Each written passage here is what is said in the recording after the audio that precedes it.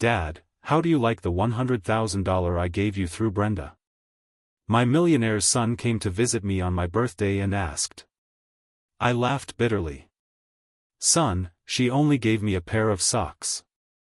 At that moment, a new car pulled up outside my driveway and his wife got out. Betrayal or justice? The consequences will be loud. Before we continue, please subscribe to the channel and write in the comments what time it is where you are now. The gift bag weighed nothing. I stood at my front door, staring at the cheap plastic handles, feeling the emptiness before I even looked inside. Brenda had thrust it toward me from her car window without meeting my eyes. And now she was gone, tail lights disappearing down the street before I could invite her in for coffee. I walked back into my rental house and set the bag on the kitchen table. The afternoon light came through the window at an angle that made everything look dusty and small. This place had 2 bedrooms and a kitchen that barely fit a table for 4. Not like the house I'd owned for 30 years. The one with the backyard where Woodrow learned to throw a baseball. The one with the finished basement and the mortgage I'd paid off 5 years early. I opened the bag slowly like it might contain something fragile. Socks. A pair of black dress socks still attached with a plastic clip. The price tag dangled from one ankle. $5.99's, discount store brand. My 62nd birthday gift. I sat down hard in the chair, the same chair I'd sat in every night for 4 years now, eating dinners for one. The socks felt scratchy between my fingers. I turned them over, checked for a card, a note, anything. Nothing. Just socks that Woodrow, my son, my only child, had apparently asked his wife to deliver while he was extremely busy with the new contracts. That's what Brenda had said, standing in her idling Honda Civic, one hand on the wheel, ready to leave before she'd even arrived. This is from Woodrow. He's extremely busy with the new contracts. Happy birthday. No smile, no warmth, just words delivered like a court summons. I set the socks down next to the single place setting I'd arranged that morning. 1 plate, 1 fork, 1 knife. I'd even put out a cloth napkin, the nice ones from before, trying to maintain some dignity. The casserole in the oven filled the small kitchen with the smell of cheese and chicken, enough for 3 people. I'd made too much again. I always made too much. He's building something important, I said aloud to the empty room. My voice sounded hollow. Success requires sacrifice. I understand that. But I didn't understand. Not really. Not when I walked past the photo on the mantel. Woodrow in his graduation gown, my arm around his shoulders, both of us grinning like we'd won the lottery. That was 15 years ago, back when I still had the house. Back when I thought I was building something for both of us. The memory arrived without invitation, sitting in that real estate office 4 years ago, March of 2021, watching the agent slide papers across the desk. My hand had shaken when I signed. 30 years of mortgage payments, of mowing the lawn every Sunday, of Christmas lights on the eaves, reduced to signatures on documents I barely read. The agent had talked about market conditions and equity and comparable sales. But all I heard was the sound of my pen scratching across lines, giving away my home, then the bank. 2 weeks later, I'd walked in with trembling knees and walked out, having handed my son a check for $200,000. Woodrow had hugged me so hard I couldn't breathe. Dad, this investment will change everything. Once we expand, I'll buy you a new house, something even better. I promised. I'd believed him. Why wouldn't I? He was my son. He had a business degree from a good school, a plan, a vision. He'd shown me spreadsheets and projections and letters of intent from major clients. The expansion would double his revenue within 2 years, he said. Triple it within 5. He'd be able to pay me back and then some. 4 years later, I was still waiting in a rental house that smelled like someone else's cigarette smoke embedded in the walls. I pulled the casserole from the oven and served myself a portion that looked lonely on the plate. sat back down at the table. The empty chair across from me seemed to grow larger as I ate, like it was expanding to fill the space where a family should be. I'd hoped Woodrow might stop by. Brenda had said he was busy, but surely he'd make time for his father's birthday. Surely he'd want to celebrate together like we used to. The sock sat next to my plate like an accusation. $5.99. I did the math without wanting to. 200,000 divided by 599 equals. I stopped. The numbers made me feel sick. After dinner, I washed the dishes slowly, watching the sky darken through the window above the sink. The water ran hot over my hands, soap bubbles catching the last rays of sunlight. This was my life now. Careful economy, quiet evenings, waiting for something to change. Woodrow's business was thriving. I knew that much from the rare times we talked. He'd mentioned contracts with national retailers, expansion into 3 new states, hiring more staff, success, everything we'd hoped for. So why was I still here in this rental eating alone? The phone rang just as I pulled the plug from the drain. I dried my hands on a dish towel and picked up, expecting a robocall, or maybe a wrong number. Dad. Woodrow's voice sounded wrong, strained, tight in a way I'd never heard before. Hey, son. Thanks for the dad, I'm coming over. He cut me off, words rushing out. We need to talk. My stomach dropped. Something in his tone, the urgency, the way he didn't wait for me to respond. Is everything all right? Just I'll be there soon. Don't go anywhere. The line went dead. I stood holding the phone, staring at the black screen, feeling my heart rate pick up. The kitchen suddenly felt too small, too quiet. Outside, a car passed on the street, headlights sweeping across the wall. I looked at the cheap socks on the table, at the photo on the mantel, at the empty chair. Something was coming. Something had shifted. I could feel it in my chest. A tightness that had nothing to do with age or anxiety and everything to do with the tone of my son's voice. I walked to the window and looked out at the dark street, waiting for headlights to turn into my driveway. I couldn't stop moving, window to kitchen to window again, checking my watch every 90 seconds like that would make Woodrow arrive faster. 23 minutes since the call. The casserole sat congealing on the counter. I picked up the socks, set them down, picked them up again. My hands needed something to do. When headlights finally swept across the living room wall, I was at the window before his car engine stopped. Woodrow climbed out slowly, like a man carrying weight on his shoulders. Even in the porch light, I could see exhaustion carved into his face.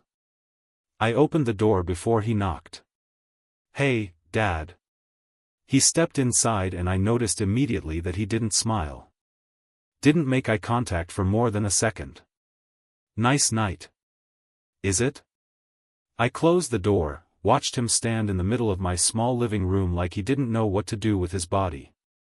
You sounded worried on the phone. Did I? He looked around the room. Really looked, taking in the cramped space, the worn furniture, the obvious difference between this place and what I used to have. His eyes stopped on the kitchen table on the socks still lying there. He walked over, picked them up, turned them over in his hands. The price tag dangled, his jaw tightened. He set the socks down carefully like they might break. Business has been good, he said, not looking at me. Really good. We landed 3 major contracts this quarter. Revenue's up 40% from last year. That's wonderful, son. Which is why I wanted to do something meaningful for your birthday. He turned to face me then, and something in his expression made my chest constrict. Something that would make a real difference. I waited. The room felt too warm. How did you like it? The question hung between us like a trap I couldn't see. The socks are fine, practical. The $100,000, Dad. His voice dropped, each word deliberate. How are you planning to use it? The floor seemed to tilt. Son, I don't understand. Brenda brought me socks. Just socks. That's impossible. Woodrow pulled out his phone with hands that shook slightly. I gave her $100,000 in cash this morning. Cash, Dad. I counted it myself. I have a photo. He held the phone toward me on the screen. A thick manila envelope opened to show stacks of $100 bills, crisp and new. More money than I'd seen in one place since selling my house. The timestamp read 9:47 a.m. Today's date. I handed this to Brenda at breakfast. Woodrow said his voice had gone flat, mechanical. Told her to bring it to you. Told her it was important, that you'd sacrificed too much for too long. She said she'd deliver it this afternoon. I looked at the socks on the table, back at the photo, at my son's face, which had gone pale. She came by around 2 o'clock, I said slowly, stayed in her car, handed me the bag through the window, left before I could ask her inside. Woodrow's phone slipped from his hand, clattered on the table. He braced himself against the back of a chair, breathing hard through his nose. That's $100,000, he said to the floor. $100,000? Where? Headlights swept through the window, bright enough to make us both turn. The sound of an engine, expensive and quiet, purring to a stop outside. Through the glass, I watched a brand new Tesla Model Y pull into my driveway. Metallic blue paint gleaming under the street light. The driver's door opened. Brenda stepped out, carrying shopping bags from stores I couldn't afford to window shop in. Woodrow's face did something I'd never seen before. All the color drained away, then rushed back, dark and furious. He was out the door before I could speak, moving across the driveway with long strides that ate up the distance. I followed, my heart hammering. Woodrow. Brenda's smile looked painted on, too bright. What are you both doing out here? I just stopped by to grab something I left. Where's the money I gave you for Dad? Woodrow's voice cut through her words like a blade. The $100,000? She froze. The shopping bags rustled in her grip. I don't know what you mean. This morning at breakfast, I handed you an envelope with $100,000 in cash and told you to bring it to my father for his birthday. Oh, that. She laughed, but it sounded wrong. Too high. Woodrow, don't be dramatic. I delivered your gift this afternoon. Socks? I spoke for the first time, stepping up beside my son.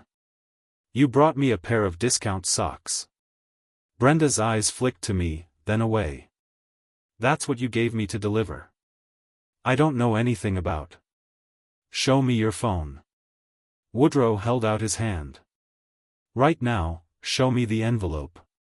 I don't have to show you anything. Her voice rose defensive. How dare you accuse me in front of your father after everything I've done for this family? That's a $100,000 car. Woodrow pointed at the Tesla. You drove a 7-year-old Honda this morning. Where did you get that car, Brenda? The bag slipped from her hands, spilling across the driveway. Designer labels, expensive clothes, things that cost more than my monthly rent. You want to know where I got it? Her face twisted into something ugly. I bought it with my money. Money I've earned dealing with your constant work schedule, your obsession with expanding the business, your endless devotion to Shebed a finger toward me. Him? That was my money. Woodrow's voice dropped to something cold and final. That was my father's birthday gift. You stole it. Your father has taken enough from us already. Brenda's voice cracked like breaking glass. You sold your house for him. Gave him everything. And he still expects more. $100,000 for what? So he can live like a king while we struggle. We're not struggling. Woodrow spoke each word carefully, like explaining something to a child. We have a 6-bedroom house. You drive a luxury car now, apparently. We took 2 vacations last year. The only one struggling is my father, who gave up his home so I could build something. You're choosing him over me?" She stepped back toward the Tesla, eyes wild. "After everything I've sacrificed, after standing by you through every late night, every business trip, every get in your car." Woodrow's voice could have frozen water. "We'll discuss this at home." "Discuss?" She let out a sound halfway between a laugh and a sob. "There's nothing to discuss. You've already made your choice." I said, "We'll talk at home." He walked to his own car without looking back, shoulders rigid, hands clenched at his sides. The engine started. He pulled out of the driveway without waiting. Brenda stood in the dark next to her expensive new car, shopping bags scattered around her feet like evidence at a crime scene. She looked at me once, and what I saw in her face wasn't remorse or shame. It was hatred. Then she got in the Tesla, reversed too fast, and disappeared down the street in the opposite direction from Woodrow. I stood alone in my driveway, looking at the dropped shopping bags at the spot where $100,000 had been stolen from me by someone who'd sat at my dinner table and smiled while serving herself my food. Inside, the cheap sock still sat on the kitchen table, $5.99. The coffee had gone cold an hour ago. I sat at my kitchen table, staring at the socks, still lying where I'd left them the night before, watching sunlight creep across the worn tablecloth. I hadn't slept. Every time I closed my eyes, I saw Brenda's face in the driveway, twisted with hatred. Shopping bags scattered at her feet like confetti at a funeral. My phone rang at 8:15. "Dad." Woodrow's voice sounded hollow, scraped raw. "I stayed at a hotel last night. I couldn't be in that house with her." I straightened in my chair, gripping the table edge. "Where are you now?" "Still here. The Hampton Inn on Division." A pause stretched between us, filled with things neither of us wanted to say. "I'm filing for divorce today. I need to know, did I do the right thing?" The question hung in the air like something fragile that might shatter if I answered wrong. Through my kitchen window, I watched a neighbor walk past with a dog, ordinary life continuing while my son's world collapsed. "You did what any man with integrity would do," I said. "You chose the truth." He exhaled long and shaky. "Robert Coleman. That's the attorney I'm meeting with at 10 o'clock. He came recommended." "Good. Let him handle the legal side. That's what he's trained for." I keep thinking about her face last night. The way she looked at you. His voice hardened. "I married someone I didn't know at all." After we hung up, I finally dumped the cold coffee down the sink and made fresh. The week crawled by in fragments of phone calls and waiting. Woodrow would text brief updates, met with Coleman, gathering financial records, then papers being filed tomorrow. Each message arrived like a bulletin from a distant war I couldn't see but felt in my bones. I maintained my routines because stopping would mean surrendering to the chaos. Morning walks around the neighborhood, grocery shopping on Tuesday. But I'd pause mid-stride when my phone buzzed, or stand at my mailbox longer than necessary, checking for something I couldn't name. On the 8th day after the confrontation, March 22nd by the calendar I'd started keeping, Woodrow called during my afternoon walk. "She's been served," he said without preamble. "Robert says the courier delivered the papers an hour ago. How do you feel?" "Like I'm watching someone else's life fall apart." His voice carried an edge I'd never heard before. "Robert warned me she'll fight hard. She's hired Judith Rice. Apparently, she specializes in aggressive divorce tactics." "Let her fight," I said, watching a crow land on a telephone wire overhead. "The facts are on your side." "I hope you're right, Dad. I really hope you're right." The call came 3 hours later. I was in my living room trying to read a book I'd already forgotten twice when my phone lit up with Brenda's name. I stared at the display, considering letting it go to voicemail, but something in me needed to hear what she'd say. Needed to understand what I was dealing with. "Hello, Brenda.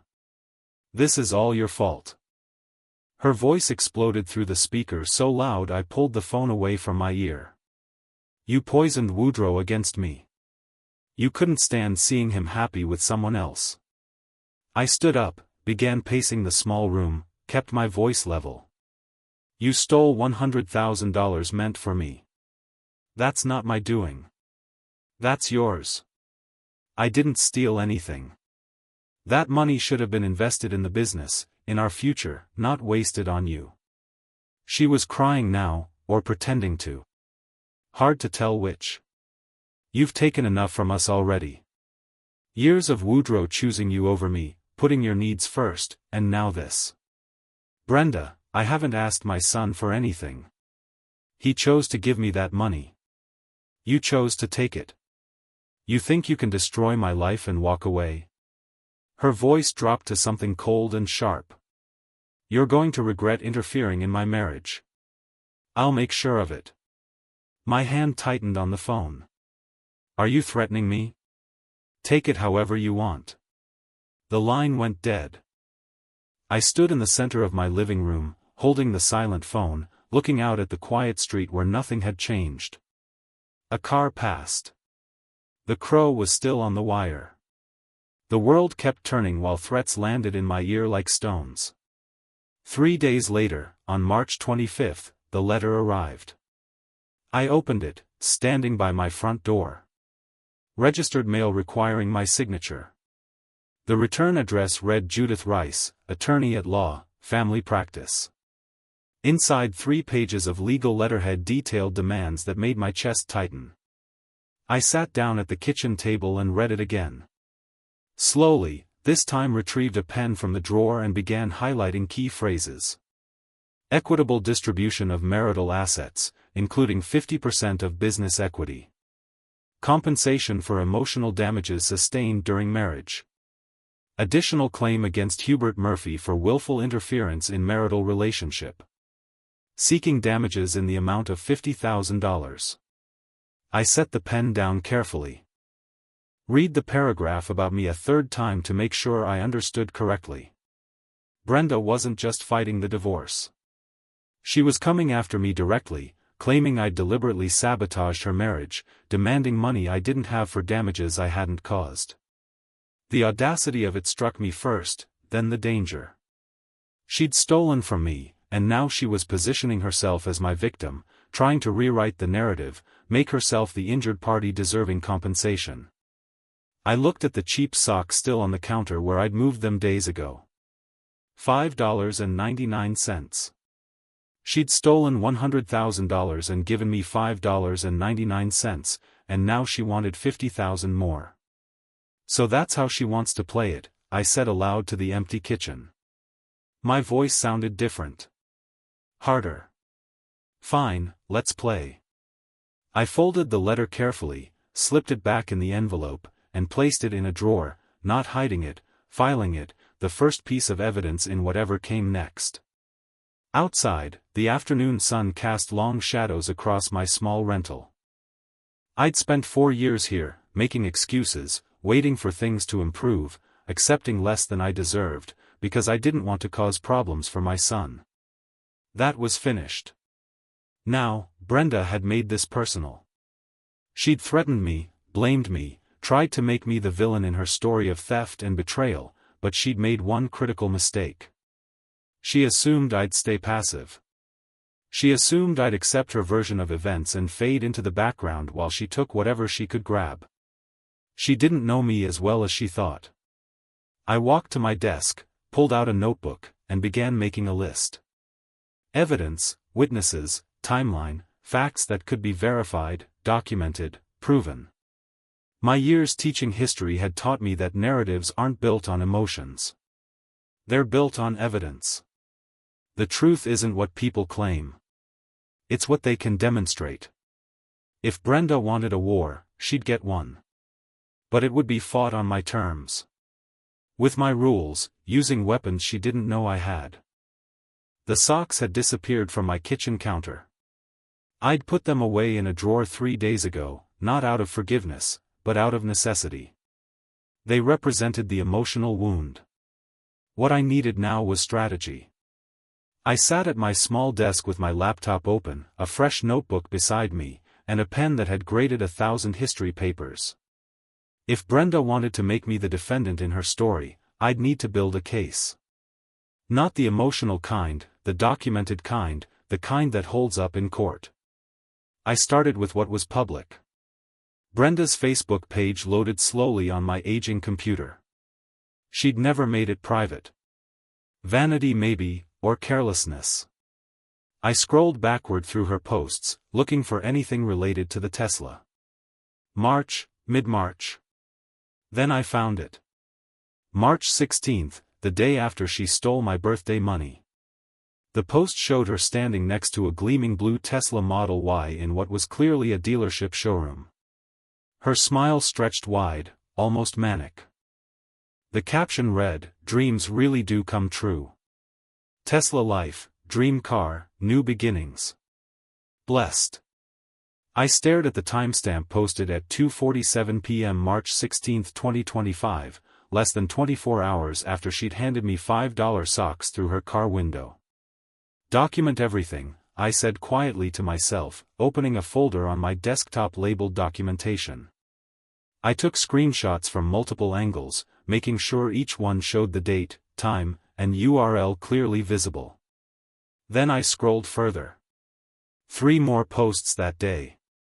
One from the parking lot showing the car from different angles. Another from her driveway at home. A fourth showing the interior leather seats pristine with the caption, "Worth the wait, Tesla model, luxury life." I saved them all methodically, creating a timeline that Brenda herself had documented. She'd been so proud, so eager to show off her new acquisition that she'd created a perfect trail of evidence linking the theft to the purchase. But social media posts alone wouldn't be enough. I needed corroboration. I studied the dealership photos carefully. The showroom had distinctive features. Large glass windows, a specific arrangement of vehicles, signage visible in the reflection. I zoomed in on one image until I could make out the name. Westside Tesla with a Portland address. 2 hours later, I pulled into their parking lot. The showroom gleamed with the antiseptic brightness of expensive things. A young salesman approached immediately, sensing potential commission. I played the part he expected. Retirement-age man considering a significant purchase, doing research, taking his time. "The Model Y is our most popular vehicle," he said, enthusiasm genuine. "Great choice. I noticed one in my neighborhood recently," I said, keeping my tone casual. "Gorgeous blue color. Really caught my eye." His face lit up. "Oh, that might have been the one we sold last week. Lady paid cash. You don't see that often with these prices." My pulse quickened, but I kept my expression mildly interested. "Cash? That's unusual these days, isn't it?" "Very." He leaned in like sharing a secret. But she was determined. Had it all planned out. Came in with the exact amount in an envelope. Memorable transaction. "You know, most people finance." "I bet." I gestured toward the blue Model Y on the showroom floor. "Well, it's certainly a beautiful car. Mind if I take a closer look?" I spent 20 minutes asking technical questions, taking a test drive, maintaining the fiction of a potential buyer. Before I left, I collected a business card and made sure the salesman's name, Derek Patterson, was printed clearly on it. Back home, I added Derek's card to my documentation folder and wrote detailed notes about our conversation while the memory was fresh. Date, time, direct quotes where I could remember them exactly. The unusual cash transaction, his clear memory of it, 2 pieces of evidence, but I needed more. I thought back to my birthday, to Brenda's rushed visit, less than 3 minutes from arrival to departure. Someone that hurried, that eager to leave, someone might have noticed. Carol Thompson, my neighbor, 3 houses down. She spent most afternoons on her porch, reading or watching the street. Had she been there on March 15th? I waited until April 1st, giving myself a few days to formulate the right approach. When I saw Carol on her porch that afternoon, I walked down the sidewalk carrying a small notepad. "Carol," I called out. "Do you remember my birthday, March 15th? She looked up from her book, smiling. "Of course, I saw you setting up earlier that day.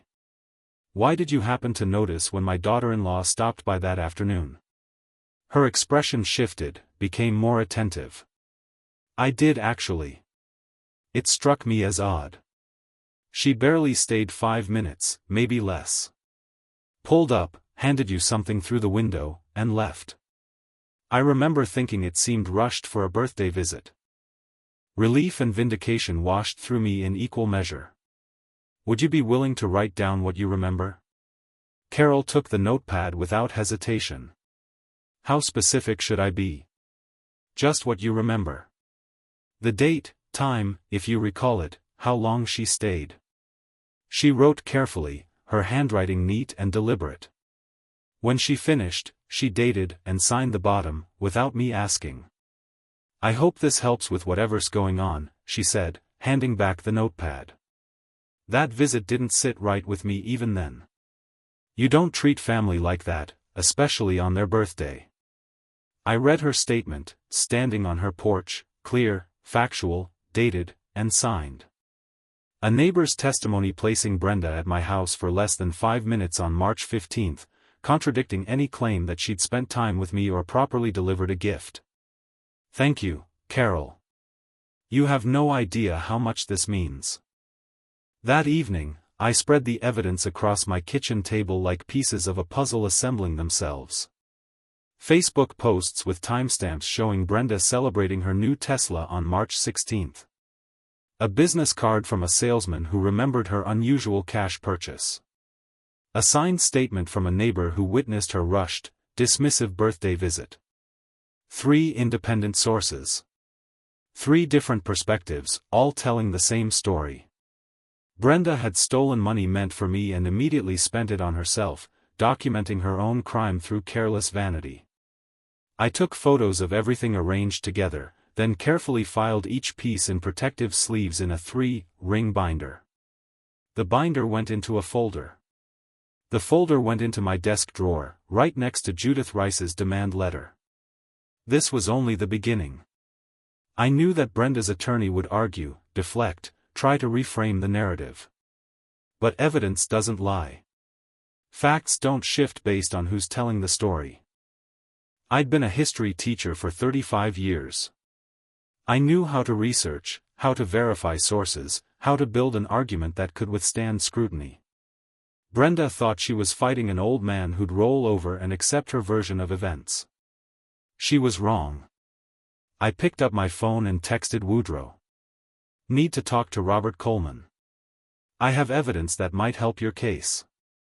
His response came back within minutes. Call him tomorrow. I'll let him know you're reaching out. What kind of evidence? I typed carefully. The kind that proves she documented her own theft. She posted everything online. 3 dots appeared, disappeared, appeared again. Finally, of course, she did. I set the phone down and looked at the binder on my desk. 3 pieces of evidence, enough to establish a pattern, support a narrative, demonstrate that I wasn't making accusations. I was documenting facts. But deep in my gut, I knew this was just the opening move. Brenda had threatened me. She'd tried to make me the villain. She demanded $50,000 for damages I didn't cause. She wanted a fight. I was giving her one, but not with anger or emotion, with documentation, with evidence, with the patient, methodical accumulation of truth that she couldn't argue away or reframe. Let her attorney send threatening letters. Let Brenda rage and blame and play the victim. I had receipts. The folder sat on my kitchen table like a loaded weapon. 3 days had passed since my text to Woodrow about the evidence. And now on April 5th, I was reviewing everything one final time before my meeting with Robert Coleman. I spread the documents across the table in chronological order. Facebook screenshots showing Brenda's Tesla posts from March 16, timestamps clear and unambiguous. Carol's handwritten statement dated and signed describing the 2-minute birthday visit. My type notes from the dealership conversation with Derek Patterson complete with his business card stapled to the corner. And finally, a printout of Woodrow's photograph, that manila envelope stuffed with $100 bills, timestamped the morning of my birthday. Each piece connected to the next like links in a chain. Theft, purchase, deception, documentation. Yet, I slipped everything back into the folder and drove downtown. Robert Coleman's office occupied the 14th floor of a glass tower with a view of the Willil River. His handshake was firm, professional, but his eyes widened slightly when I began removing documents from my folder. "Mr. Murphy," he said, arranging the papers across his polished desk. "This is remarkably thorough. Most family members in these situations react emotionally. You've approached this like a professional investigator." "I was a history teacher," I said. "Research and documentation were my profession for 30 years. He studied the Facebook posts, cross-referenced the timestamps, examined Carol's statement. "This witness, your neighbor, she's willing to testify if necessary." She offered without me asking. Robert leaned back in his chair, fingers steepled. "This changes our strategy significantly. We were prepared to argue theft based on Woodrow's testimony and the photo, but this." He tapped the screenshots. "She documented her own crime, posted it publicly within 24 hours. Arrogance," I said, "or maybe she didn't think anyone would connect the dots. Either way, it's evidence a jury would understand immediately." He paused, looking at me directly. "The first hearing is April 10th, 5 days from now. Woodrow asked specifically if you'd attend for support." Something in my chest tightened. The idea of sitting in a courtroom watching this play out. Being in the same room as Brenda, it felt like stepping into a gladiatorial arena, but Woodrow had asked. "I'll be there," I said. The morning of April 10th arrived cold and gray. I dressed in my navy suit, the one I'd worn to retirement ceremonies and funerals, events that marked endings. The Multnomah County Courthouse loomed downtown, all concrete in authority. I parked in the public lot, walked through security, found the correct courtroom on the 3rd floor. Woodrow sat at a table beside Robert, his posture rigid. When he saw me, his shoulders dropped slightly. Relief, or maybe just the release of held tension. I took a seat in the gallery, 3 rows back, trying to be present without being intrusive. Brenda entered with Judith Rice, her attorney. She wore a conservative dress, hair pulled back, makeup minimal, the performance of a wronged woman. Our eyes didn't meet. She kept her gaze forward, but her shoulders carried tension like armor. The judge, a woman in her 50s with silver hair and reading glasses, reviewed documents while everyone settled. Then Robert stood. "Your Honor, we have clear documentation that Mrs. Murphy posted about a vehicle purchase on March 16, the day after she received $100,000 in cash intended as a gift for my client's father." He displayed the Facebook posts on a screen, Brenda's smiling face next to the Tesla, hashtag celebrating her dream coming true. "The timing is not coincidental." Judith Rice half stood. "Objection. Circumstantial." Overruled. The judge didn't look up from the screen. "Continue, Mr. Coleman." Robert walked through each piece methodically. The neighbor's statement establishing the brief birthday visit. The dealership information about an unusual cash purchase. Woodrow's photograph of the original envelope. The timeline connecting every point. I watched Brenda's back stiffen with each revelation, watched Judith lean close to whisper urgently. They hadn't expected this. They'd assumed we had only Woodrow's word against hers, emotions against denials. They'd been wrong. The judge removed her glasses, set them on the bench. "Given the documentation presented, I'm ordering a full investigation into the financial transactions in question." Mrs. Murphy, you'll need to provide complete banking records for the past 6 months. We'll reconvene once that investigation is complete. The gavel fell like a door slamming shut. Outside the courtroom, Robert caught up with me in the hallway. This went better than I expected. The judge's order for financial investigation essentially validates our claims. So, we won? Woodrow asked, hope threading through exhaustion. This round? Yes, but Mrs. Murphy's attorney won't stop fighting. Be prepared for escalation. Robert glanced at me, both of you. I was driving home, windows down despite the cold because I needed air, when my phone rang. Brenda's name on the display. I pulled over to the side of the road and answered. You set me up. Her voice came through like breaking glass. You planned this from the beginning. You manipulated everything to make me look like I documented what happened. I interrupted, keeping my voice level. You stole money meant for me. That's not manipulation. That's fact. You think the court is the only battlefield? Her laugh was bitter, jagged. You have no idea what's coming. You've destroyed my life. Fine, let's see how you like it. The line went dead. I sat in my parked car on a side street in southeast Portland, watching traffic pass. Normal people going about normal days. The victory in court felt hollow suddenly, replaced by something colder. Brenda had sounded cornered, desperate, and desperate people don't retreat. They attack from unexpected angles.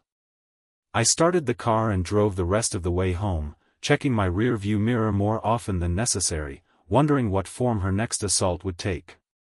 The changes started small. A phone call to Tom Patterson, a colleague I'd taught with for 15 years, went unreturned. At the grocery store 3 days after the hearing, my neighbor Janet waved, but didn't stop to chat like usual, her smile tight and brief. Coincidence, I told myself. People get busy. But the unease followed me home like a shadow I couldn't quite see. On April 15th, I was working in my small garden, pulling weeds from around the tomato plants I'd started too early when a car pulled up. A young woman approached carrying a manila envelope. Hubert Murphy. That's me. You've been served. I signed her tablet, accepted the envelope, and she was gone before I could ask questions I didn't really want answered. Inside, I brushed dirt from my hands and opened the documents at my kitchen table. Civil complaint, Brenda Murphy vs. Hubert Murphy. My eyes tracked down the page, each line worse than the last. $75,000 in damages, defamation, emotional distress, intentional interference in marital relations. The language painted me as a toxic, controlling father-in-law who had fabricated evidence and manipulated my son against his innocent wife. I read it twice. The accusations were outrageous, but they were also calculated, strategic, designed to make me look vindictive and obsessed. She's trying to make me the villain in her story, I said to the empty kitchen. 3 days later, on April 18th, I sat across from Robert Coleman again, the complaint between us. This lawsuit is legally thin, Robert said, flipping through pages. She'd have trouble proving fabrication when we have documented evidence. But that's not really the point. What is the point? Pressure. She wants you to convince Woodrow to settle favorably just to make this go away. It's a common aggressive divorce tactic. He closed the file. You'll need to hire a separate attorney for this civil matter. I can recommend several good ones. I thought about my bank account, the modest teacher's pension, the costs adding up. What if I represent myself? Robert studied me carefully. It's legal in Oregon, but civil procedure is complex. You could advise me within ethical limitations. I could, but Hubert, he leaned forward. This is going to get uglier before it gets better. It's already ugly, I said. At least this way I'm not paying someone else to tell me that. The phone call came on April 22nd, late afternoon, my cell ringing with a number I recognized but hadn't seen in months. David Chen, who taught mathematics in the classroom next to mine for a decade. David, good to hear from you. Hubert. His voice carried hesitation. I got a strange call from your son's wife. She seemed quite upset. Said some concerning things about family interference. My hand tightened on the phone. What exactly did she tell you? She said you've always been controlling with Woodrow. That you sabotaged their marriage because you were jealous of their success. A pause. This doesn't sound like you, but I had to ask. I stood, began pacing my living room. Here are the facts. She stole $100,000 that my son sent me for my birthday. When he discovered the theft, he filed for divorce. Everything else is her attempt to avoid accountability. The silence stretched long enough that I wondered if we'd been disconnected. Then I thought there had to be more to it. Thanks for being straight with me. After we hung up, I made a list. Everyone who might be in Brenda's contact list from years of family gatherings, former colleagues, neighbors, friends I'd introduced her to at retirement parties. The pen pressed harder against paper as the names accumulated. Over the next few days, I discovered she'd contacted at least 6 people. Most calls followed the same pattern. She was the victim. I was manipulative. Woodrow was under my control. Some who knew me well dismissed her immediately. Others, like Janet at the grocery store, weren't sure what to believe. The isolation hurt worse than the lawsuit. Decades of building a reputation of being known as fair and decent, undermined by someone willing to lie systematically to anyone who'd listen. I was sitting at my kitchen table staring at the list of names when my laptop chimed with an incoming video call. Woodrow's face filled the screen and he looked terrible, exhausted, angry, something desperate around his eyes. Dad, I just found out about the lawsuit and I've been getting calls, people asking me questions about you, about our relationship. His voice cracked slightly. She's trying to destroy you. She's trying to pressure us into settling, I said. It's strategy.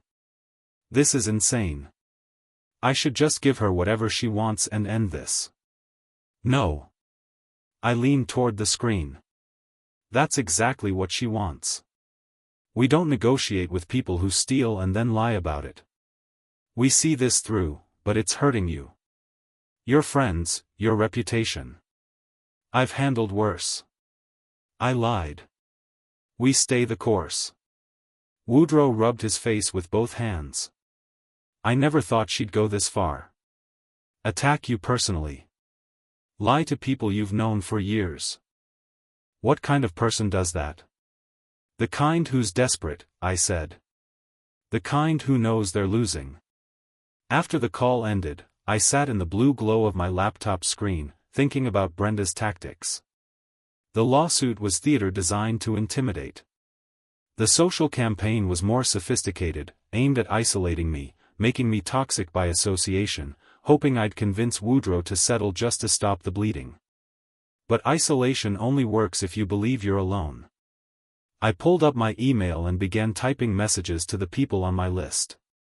Not defending myself, not arguing, just stating facts, the timeline, the evidence, the court's preliminary ruling, letting them decide what to believe based on documentation rather than emotion.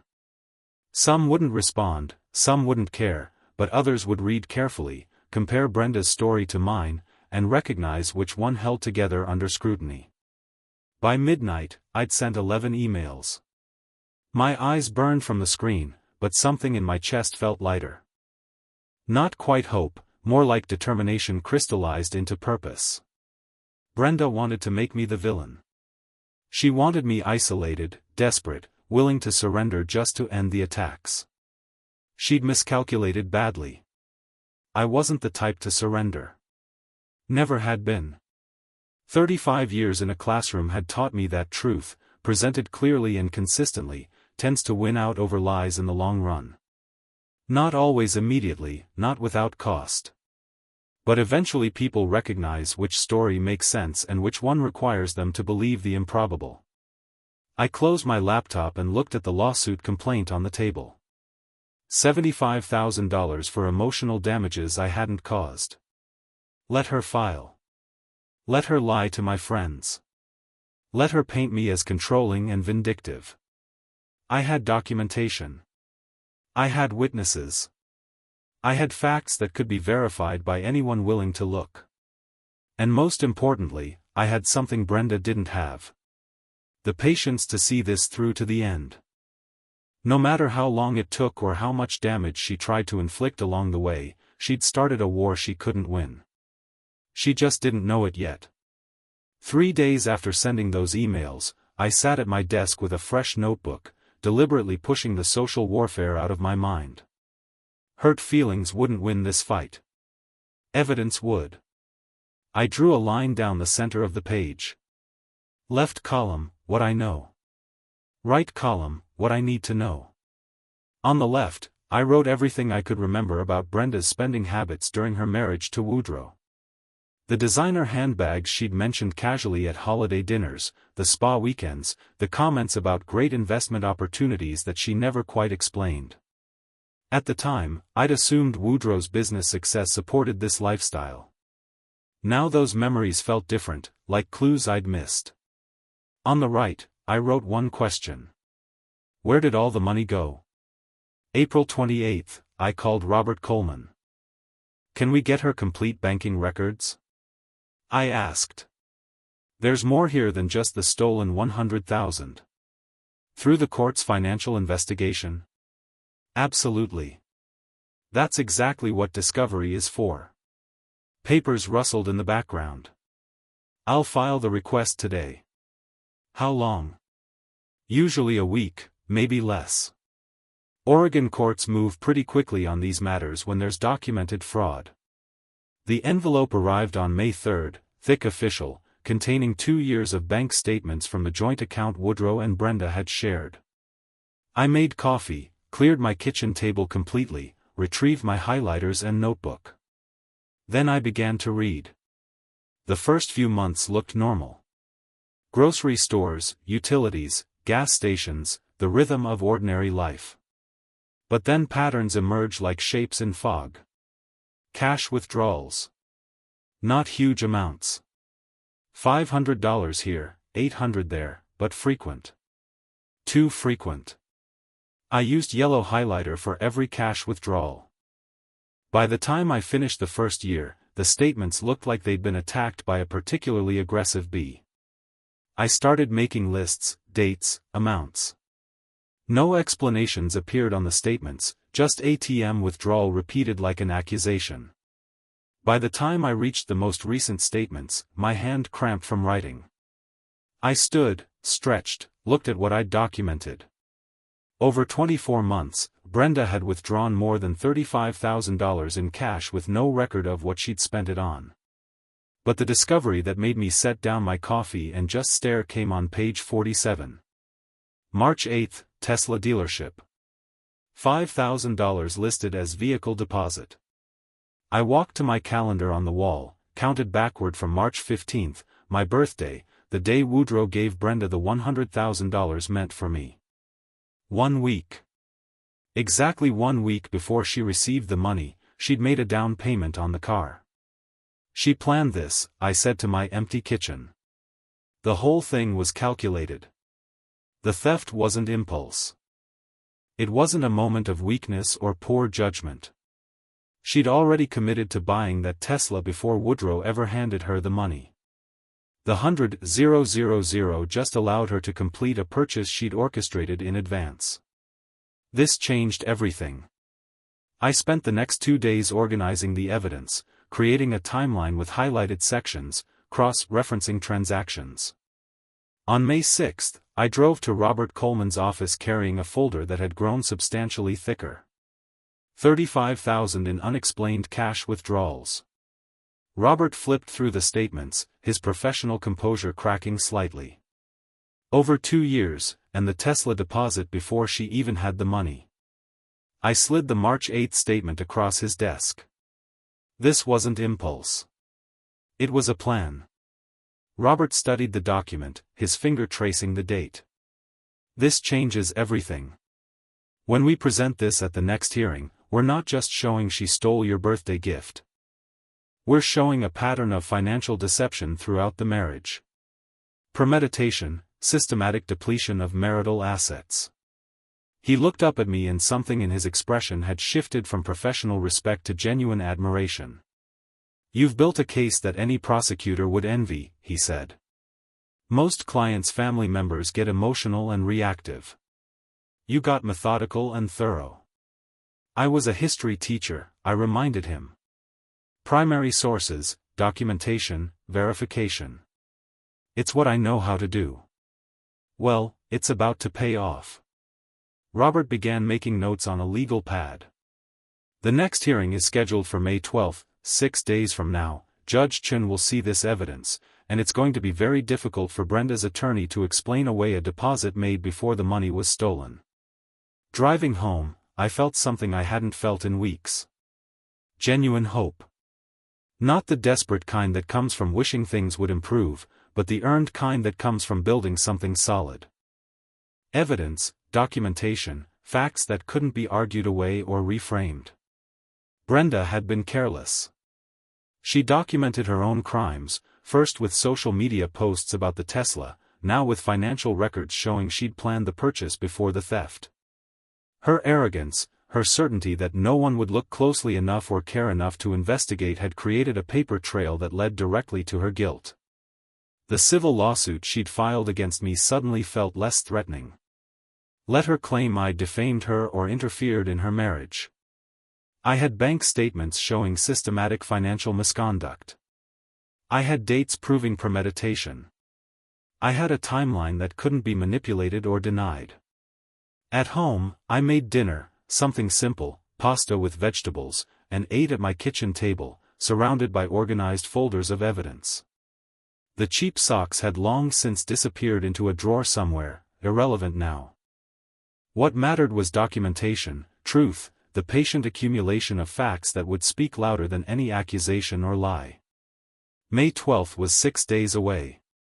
6 days until Brenda would sit in a courtroom and watch her carefully constructed lies collapse under the weight of her own financial records.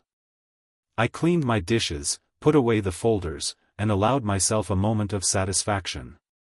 Not victory, not yet, but the certainty that I'd done the work necessary to achieve it. Whatever happened in that courtroom, I'd be ready. May 12 arrived with gray skies and the threat of rain.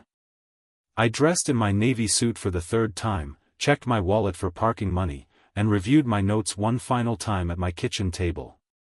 The file containing all the financial evidence sat beside my coffee cup. Though I wouldn't need to bring it, Robert had everything prepared.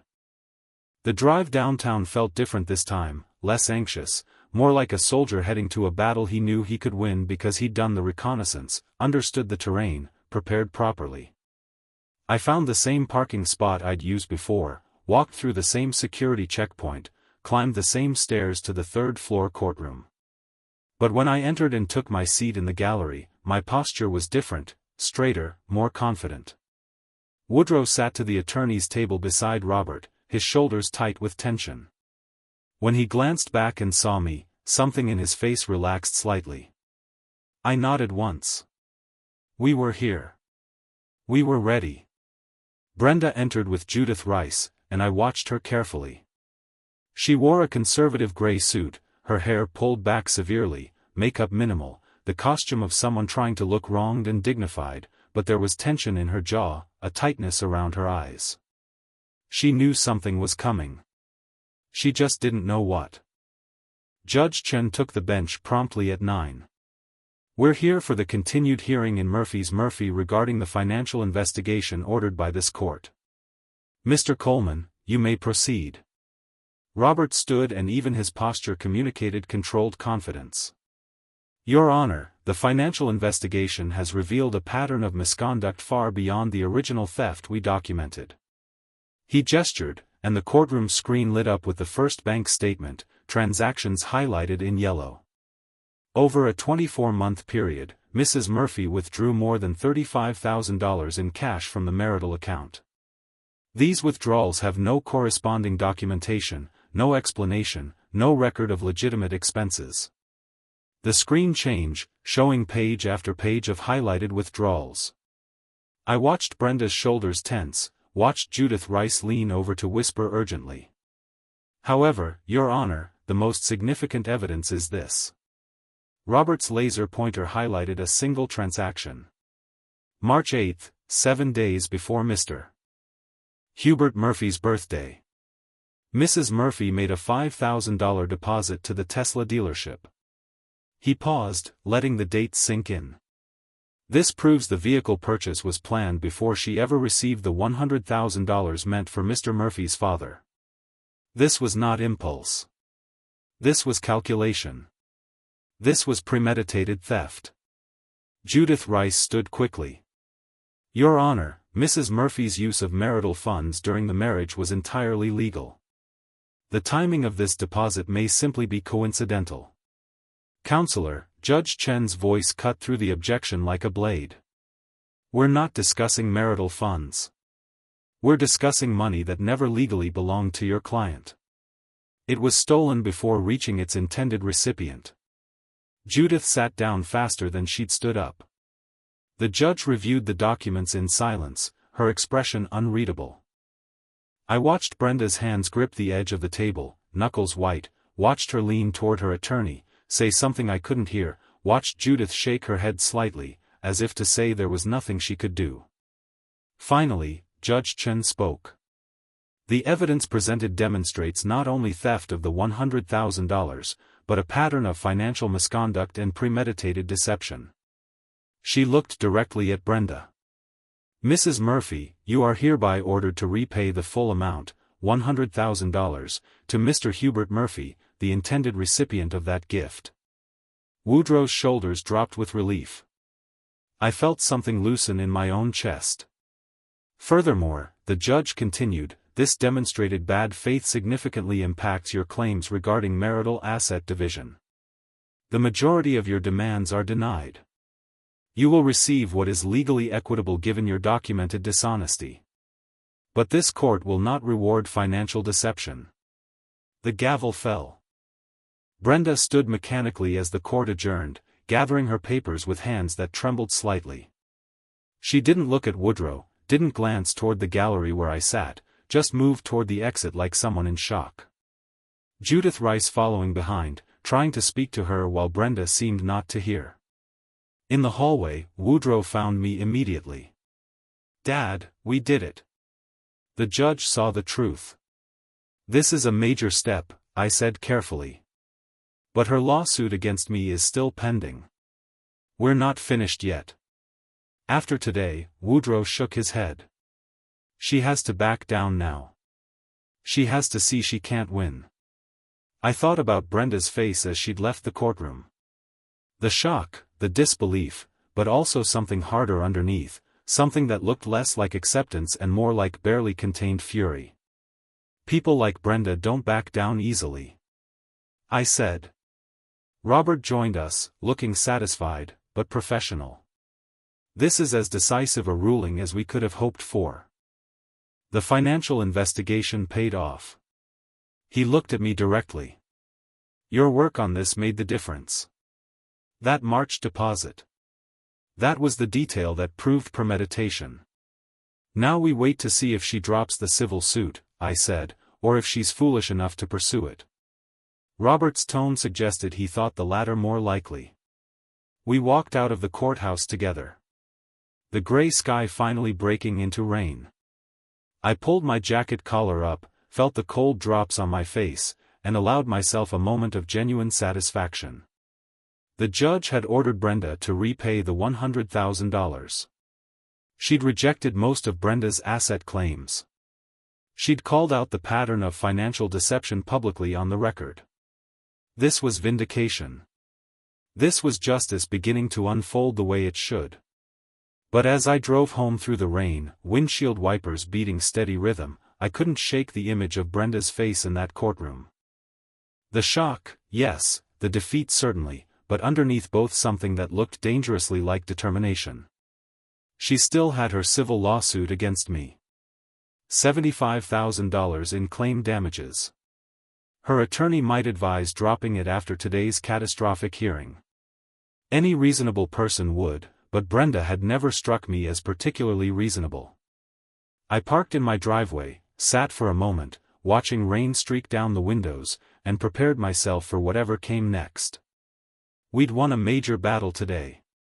The evidence had spoken. The judge had ruled in our favor decisively, but the war might not be over. Some people knew when to surrender, others just kept fighting, even when the ground beneath them had already collapsed. I had a feeling Brenda was the second type. The week after the divorce hearing, victory felt strange, quiet, like standing in the aftermath of a storm, checking for damage, finding everything still standing. But one threat remained. Brenda's civil lawsuit demanding $75,000 for emotional damages I hadn't caused. On May 20th, I sat at my desk organizing my defense for the hearing scheduled for May 25th. Robert Coleman couldn't officially represent me in civil court. Conflict of interest, he'd explained, but he'd spent an hour on the phone walking me through self-representation strategy. Keep it factual, he'd said. You're not a lawyer, so don't try to sound like one. Just tell the truth. That's all I've ever done in this situation, I'd replied. The truth is my only defense because it's my only weapon. And a powerful one. The divorce court already validated everything you found. I spread my documents across the desk, the divorce court's written decision from May 12, my organized timeline of evidence gathering, copies of everything I'd provided to Robert for Woodrow's case. Then I opened my desk drawer and retrieved something I'd kept secure for weeks, a small digital voice recorder.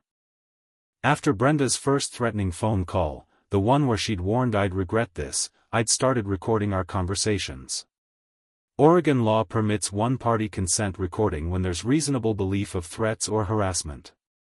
Her voice saying she'd destroy me and Woodrow gave me that reasonable belief. I connected the recorder to my laptop, transferred the files, and listened through headphones one final time. Her voice came through clearly, venomous and threatening. This was the person claiming to be my victim. On May 25, I walked into the civil courtroom alone. No attorney beside me, just folders of documentation and a portable speaker in my briefcase. Brenda sat at the plaintiff's table with Judith Rice, who stood to present their case first.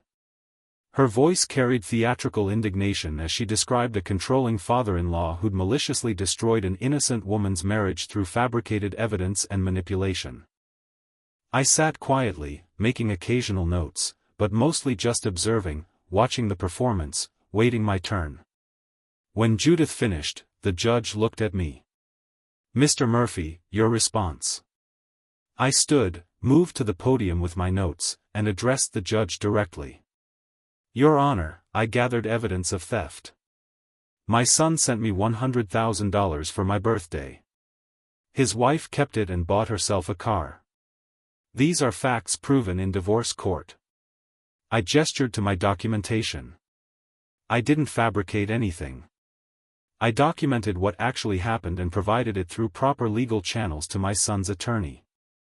I walked through my evidence gathering step by step, social media posts, public information, neighbor testimony, voluntary statement, dealership conversation, legal inquiry, banking records obtained through court-ordered discovery.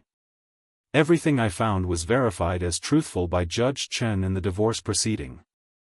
I said, I'm not defending against accusations of lying because the truth has already been established in another court. Then I retrieved the portable speaker from my briefcase. However, there is one piece of evidence I'd like the court to hear. After the first divorce hearing, Mrs. Murphy called me. I recorded these calls legally under Oregon's one-party consent law, which permits recording when there's reasonable belief of threats. I connected my phone to the speaker and pressed play. Brenda's voice filled the courtroom sharp and clear. You think you can destroy my life and walk away? You're going to regret interfering in my marriage. I'll make sure of it. I'll destroy you and Woodrow both if I have to. The recording continued for 30 seconds. When it ended, I looked at the judge. I recorded these calls legally after her first threat. This is who was actually threatening whom, Your Honor. I returned to my seat. The judge made notes. Brenda's face had gone pale. I'll issue a written ruling within 72 hours, the judge said. 3 days later, on May 28, the decision arrived by mail. I read it standing in my kitchen, coffee growing cold on the counter. The lawsuit was dismissed completely. The judge's language was precise and damning. The claims were without merit, appeared retaliatory in nature, and constituted potential abuse of the judicial system to punish someone for providing truthful evidence. Moreover, Brenda was ordered to pay my court costs, $3,500. I set the document down carefully and walked to my window. The street outside looked ordinary, cars passing, neighbors walking dogs, life continuing its normal rhythm. But something fundamental had shifted. Every legal battle was finished, every threat neutralized, every accusation answered with documented truth. Brenda had tried to make me the villain through lies, lawsuits, and social warfare. The courts had responded by validating everything I'd documented and penalizing her for the attempt. This wasn't revenge. This was justice working exactly as it should, slowly, methodically, but inevitably reaching the truth. I called Woodrow that evening. It's over, I said. The civil suit was dismissed. She has to pay my costs. The silence on the other end lasted long enough that I thought we'd been disconnected. Then I heard him exhale long and shaky. You saved me, Dad, from everything. The money, the marriage, all of it. I just documented what was real, I said. The truth did the rest. After we hung up, I sat at my kitchen table with the dismissal order in front of me. 4 months ago, I'd stood at the same table opening a gift bag containing $5 socks, feeling forgotten and diminished. Now I sat with court documents vindicating everything I'd fought for. The transformation wasn't about the legal victories, though those mattered. It was about reclaiming something essential, the confidence that I could protect what mattered. That fairness wasn't just a concept, but something achievable through patience, documentation, and refusing to surrender to lies. Outside, the evening sun cast long shadows across my rental house. I had one more thing to wait for, the $100,000 Brenda had been ordered to repay, plus the $3,500 in costs from this lawsuit. $13,500. But more important than the money was what it represented. Consequences delivered, justice served, and a fundamental fairness restored to a situation that had begun with cruel deception. I could wait. I'd proven I was good at that. The final divorce hearing on June 5 was a formality. Judge Chen reviewed the terms one last time, converting all previous rulings into a binding decree. I sat in the gallery, my usual seat, watching the conclusion of a battle that had consumed 4 months of my life. Brenda received $40,000 from the marital home sale. That was all. Everything else, Woodrow's business, his investments, his future remained his, and she owed me $13,500. The judge addressed the practical issue directly. Mrs. Murphy clearly cannot pay this amount immediately. Therefore, she is ordered to sell the Tesla Model Y within 10 days with proceeds paid directly to Mr. Hubert Murphy. The remaining balance will be paid in monthly installments over 24 months at the standard judgment interest rate. I watched Brenda's shoulders slump. The car that symbolized her betrayal would be the first thing surrendered to pay for it. There was poetry in that. On June 20, a certified check arrived by registered mail. $30,000. The proceeds from selling the Tesla, minus what she still owed on the loan. I stood in my kitchen holding the check, and for a long moment I didn't look at the amount. I just felt the weight of what it represented. Justice fulfilled, consequences delivered, a fundamental fairness restored. It was never about the money, I said quietly to my empty kitchen. It was about what was right. And now it is right. 5 days later, Woodrow and I met for lunch at a comfortable restaurant on Southeast Hawthorne. The first truly relaxed meal we'd shared since my birthday. When he walked in and we embraced, both of us held on an extra moment. The stress that had carved lines into his face for months had lifted. He looked younger, lighter. "Dad, I don't know how to thank you." He sat across from me, hands wrapped around a water glass. "You saved me from the biggest mistake of my life. If you hadn't documented everything, gathered that evidence, I did what any father would do," I interrupted gently. "I protected my family." We talked about ordinary things, his work, my garden, the weather turning warmer, conversation that didn't revolve around lawyers or court dates or evidence. It felt like breathing freely after being underwater. Then Woodrow set down his fork and looked at me seriously. "I want to help you buy a house, a real one, not rented. You sold yours for me. Now, let me do this for you. I'll do it right this time." Something warm spread through my chest. Not just at the offer, but at the recognition behind it. He understood what I'd sacrificed, what I'd lost to help him build his business. "I accept," I said. "But on one condition, we document everything properly. Official agreement, written terms, not because I don't trust you, but because we both learned that documentation protects everyone." Woodrow smiled and it was genuine. "Agreed. Everything in writing, signatures, witnesses, the whole thing." He paused. "You taught me that lesson the hard way, but I learned it." I pulled out my notebook, the same type I'd used during my investigation, and made a note. We both smiled at that, a shared understanding of wisdom earned through difficulty. The afternoon sun slanted through the restaurant window, turning everything golden. I turned to watch it, feeling something settle in my chest. Peace. Not the absence of conflict, but the presence of resolution. "She moved away, I said, trying to start over in another state. Robert mentioned that." Woodrow's voice was neutral. "Doesn't matter where she goes. Those court records are public." "That's not my revenge," I said. "That's just consequences. I didn't destroy her life. She did that herself the moment she chose theft over honesty." We finished lunch slowly, neither of us in a hurry to leave. This moment, father and son, threat eliminated, future bright, felt worth savoring. 4 months ago, I'd been alone at a table set for one, opening cheap socks. Now I sat across from my son, planning a shared future built on trust and proper documentation.